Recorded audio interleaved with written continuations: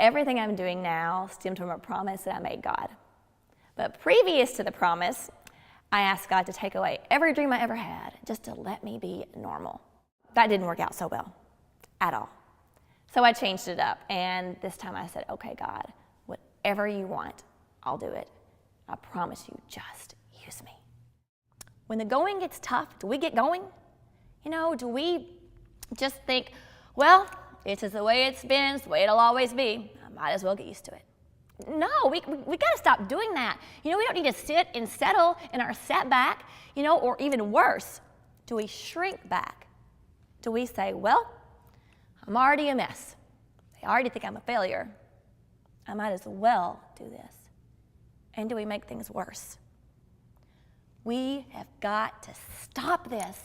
When things aren't going well, we need to pause and pray before we move full speed ahead in the wrong direction.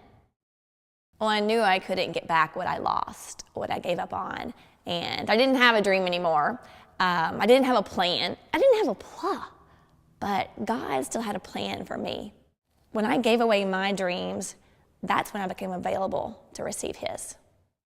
I woke up from a dream, and I felt like I should write it down. And I felt God say, write this down. And I said, oh, I'll do it in the morning. And He said, that's not what you said you were going to do. And it was so clear. I sat up in bed, I rolled over, it was 3:13 in the morning, and I started writing. Well, that ended up being my first book. Believe revolves around an abandoned church, a bunch of bored kids, and a town full of lost dreamers, and two 12-year-old girls from completely different backgrounds who are going to stir things up. And what they find is that God's plan is bigger than their own, and that their dreams aren't just for them. Well, my goal is to bridge the gap between the religious and the secular industry. Teens need a series they can relate to, but that doesn't glamorize sex and drugs and all these things that have become normal, or bring God in and have everything work out perfectly. It is about 5 diverse teens who are struggling to let go of their past to meet at this controversial boarding school for the arts.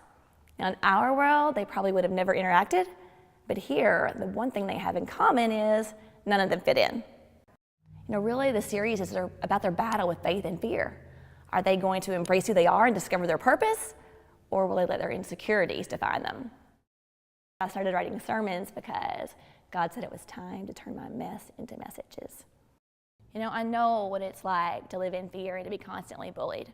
And what I didn't realize is that while I was doing the right thing in this circumstance, there's a million other stories I can tell you about where I wasn't. But in this particular circumstance, I wasn't succumbing to fear. I wasn't not being myself, But what I didn't realize is all the seeds of doubt and anxiety that were being planted inside of me. Living in this anxiety mode, even when I was happy, it was normal. It's just how life was. It is not how life is supposed to be. Behind every person, no matter how they look, what they've been through, no matter what mess they're living in right now, there is that masterpiece inside, just waiting to be revealed. We can't say yes to God without saying no more to the habits and the excuses and the lifestyle that have kept us from seeing His vision. But one of my favorite pastors says that, your dream may or may not come to pass, but a God dream will chase you down. And that's what happened to me. God's dream for me saved my life.